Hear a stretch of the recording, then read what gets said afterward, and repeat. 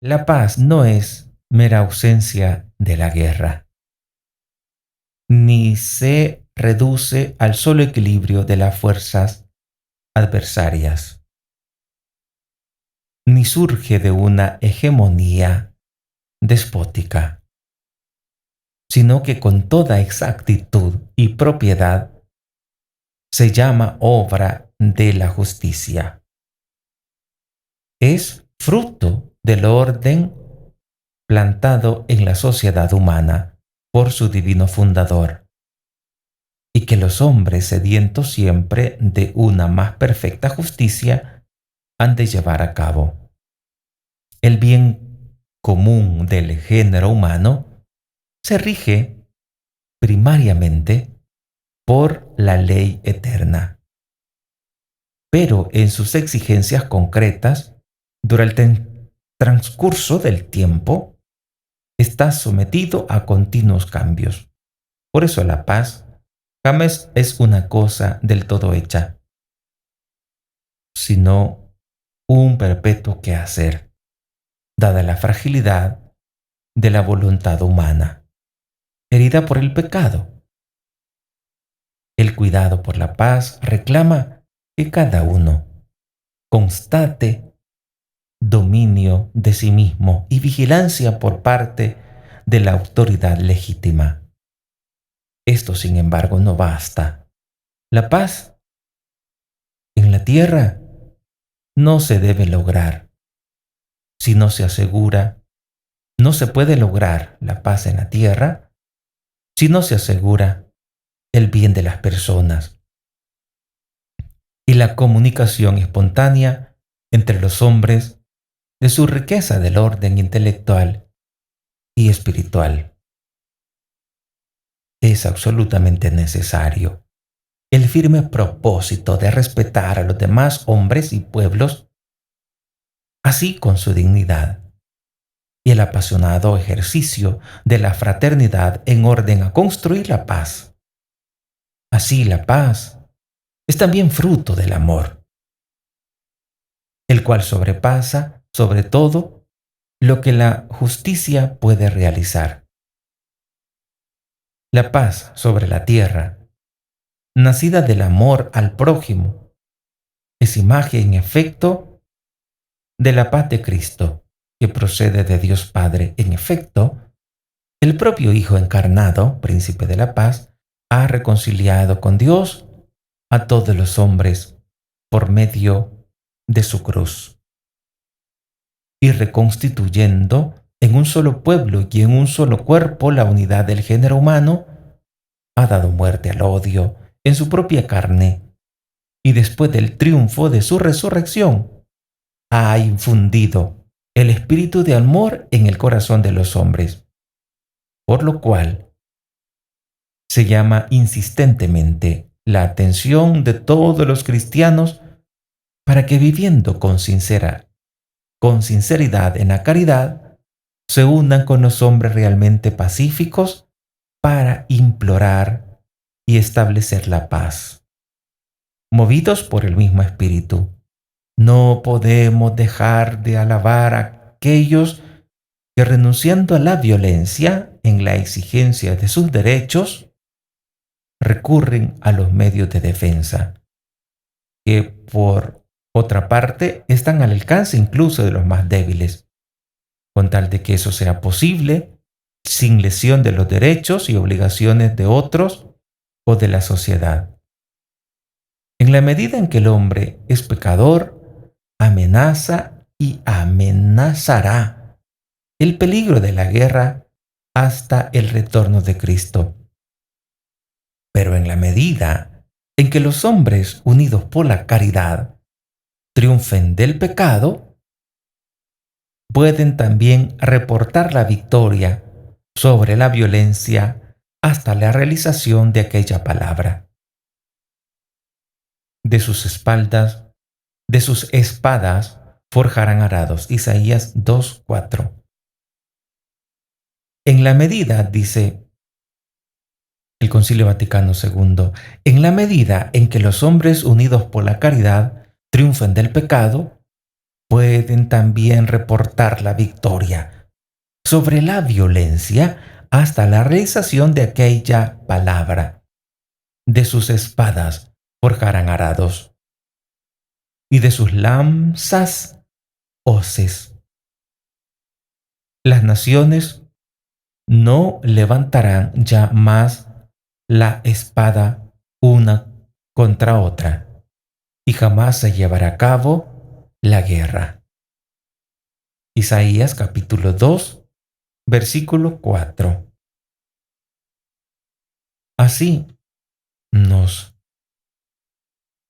instruye el Concilio Vaticano II en la Gaudium et Spes número 78. Es un gran reto y, en definitiva, todos tenemos que luchar contra el pecado, porque el pecado nos lleva a la separación de Dios y también con los hombres. Entonces viene la guerra.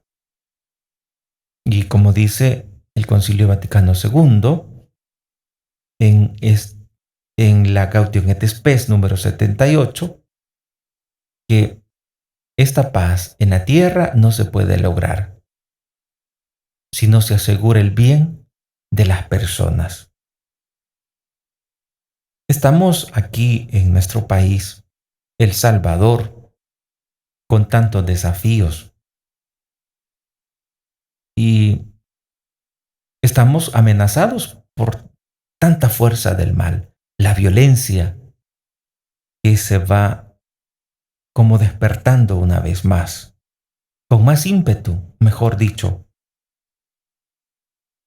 Necesitamos la paz, pero para que haya paz necesitamos asegurar el bien de las personas. Porque si no se asegura el bien de las personas, no se puede lograr la paz en esta tierra. Se debe de asegurar la comunicación espontánea entre los hombres. Esa comunicación espontánea entre los hombres de su riqueza, del orden intelectual y espiritual. Comunicación espontánea entre los hombres. ¿Esa comunicación de qué? De sus riquezas en el orden intelectual y espiritual. Por eso tenemos que respetar lo que dicen los demás. Tenemos que saber escuchar lo que dicen los demás. Respetar esa comunicación espontánea entre los hombres. Esa comunicación de sus riquezas en el orden espiritual, en el orden intelectual. También necesitamos el firme propósito de respetar a los demás, hombres y pueblos, como su dignidad y el apasionado ejercicio de la fraternidad en orden a construir la paz. Así dice el Concilio Vaticano II. Respetar a los demás. ¿Y cómo nos cuesta? ¿Y cómo nos cuesta respetar a los demás? Y buscamos nosotros lo más fácil y que a los demás les toque lo más difícil. ¿Y cómo nos cuesta ser buenos? Porque cuando uno quiere ser bueno, como que los demás se aprovechan y dicen, bueno, yo tengo derecho a esto. Ah, no, ahí parquealo, si este no se enoja. Ella no se enoja, ahí déjalo. Pero es el parqueo de ella, sí. Ese parqueo le pertenece a ella porque ahí está su casa enfrente. No, pero ella no se enoja.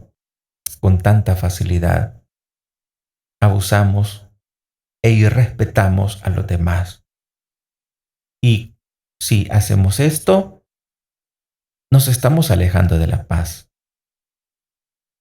Como dice el Concilio Vaticano II, es absolutamente necesario el firme propósito de respetar a los demás hombres y pueblos, así con su dignidad y el apasionado ejercicio de la fraternidad en orden a construir la paz. Cómo nos cuesta vivir en fraternidad y qué fácil es vivir peleados. Si hay quienes se sienten en ayunas cuando no han peleado, quisieran pelear siempre. para practicar y ser cada día el más fuerte. Y así no vamos a vivir tranquilos. Así no vamos a vivir en fraternidad, no vamos a tener paz. La paz, dice el Concilio Vaticano II en la Gaudium et Spes, número 78. La paz es fruto del amor. El Señor nos dijo a todos, ámense los unos a los otros. Ámense los unos a los otros. Esa paz sobre la tierra, dice la Gaudium et Spes, es nacida del amor al prójimo y es imagen y efecto de la paz de Cristo. Esa paz sobre la tierra tiene que estar fundada en ese amor al prójimo. Y eso es imagen y efecto de la paz de Cristo que procede de Dios Padre. Jesús, que es el príncipe de la paz. Y Él nos ha reconciliado con Dios y con todos los hombres por medio de su cruz. Y ha reconstruido un solo pueblo y un solo cuerpo en la unidad del género humano. Y Él, con su muerte en cruz, dio muerte al odio en su propia carne. Dio muerte al odio. Entonces, ¿por qué resucitar de nuevo el odio? ¿Por qué pelearnos entre nosotros si somos hermanos? ¿Por qué pelearnos por cosas materiales? Y al final no te vas a llevar nada. ¿Por qué afanarnos por tener más y más y más dinero y no ayudar a los más pobres, a los más necesitados? No tiene sentido estar atesorando algo que no te vas a llevar. Los bienes materiales, ante la mirada de Dios, solo valen en la medida en que lo repartimos a los demás. Lo que tienes, si no lo repartes, no vale ante Dios. Por lo tanto, si te mueres, eso no vale nada. Él ha dado muerte al odio en su propia carne. Y después del triunfo de su resurrección, ha infundido el espíritu de amor en los corazones de los hombres. Jesús, gracias a esa resurrección, nos ha infundido el espíritu de amor en el corazón de cada uno de nosotros. Lastimosamente, ahora ya no queremos vivir en ese espíritu de amor. Y Dios también ha dejado en esa libertad, en esa libre opción de poder vivir según ese espíritu de amor o según el espíritu de odio, de rencor, de violencia que es engendrado por el mismo enemigo de nuestra salvación, por el Satanás. Por eso los cristianos debemos vivir en caridad. Se llama insistentemente la atención a todos los cristianos para que viviendo con sinceridad en la caridad se unan con los hombres realmente pacíficos para implorar y establecer la paz. La paz debe de ser implorada. La paz debemos pedírsela al Señor. Que haya paz. Que haya paz en casa. Qué feo es vivir peleados en la misma casa. En tu casa tiene que haber paz. Basta ya de tanta pelea entre papá y mamá, delante de los hijos. Ellos lloran de tristeza y no hayan qué hacer. Cuando ven a papá humillando a mamá, cuando ven a mamá peleando con papá, cuando ven a mamá con esos celos que muchas veces son infundados y viven en esa violencia. Quizás no hay golpes, pero sí hay palabras groseras y esas palabras groseras se quedan grabadas en el pensamiento de cada niño, de cada niña. Por eso, si van a decirse algo, que no sea delante de los hijos.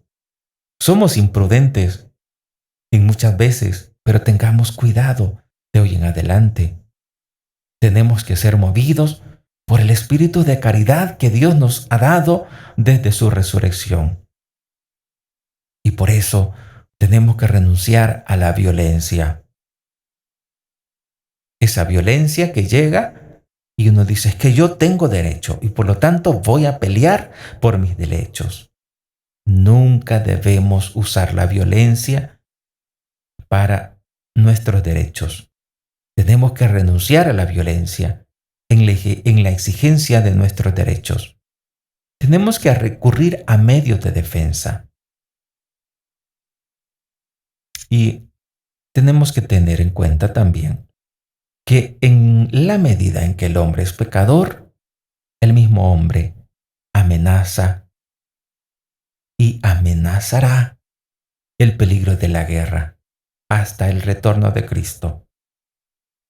Cuando Cristo venga y nos encuentre peleados, con odios, con rencores, y tanta gente muere así, con gran odio en el corazón. Y Jesús nos dijo, si ustedes no perdonan, tampoco mi Padre les va a perdonar. Y dice en su palabra que todo será cumplido, que todo lo que Jesús nos dijo se cumplirá, todo será cumplido.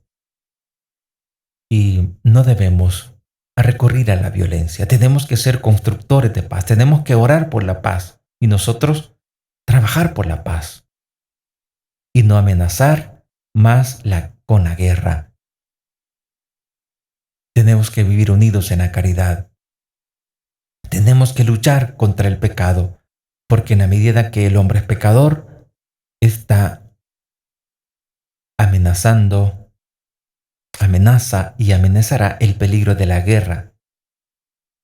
Pero en la medida en que los hombres unidos en la caridad triunfen del pecado, pueden también reportar la victoria sobre la violencia y entonces hacer vida aquellas palabras de Isaías capítulo 2 versículo 4, que de sus espadas forjarán arados. Aquello que ocupábamos para pelear, ahora lo ocupamos para trabajar y para el bien común, para el bien de los demás. Número 78, Gaudium et Spes.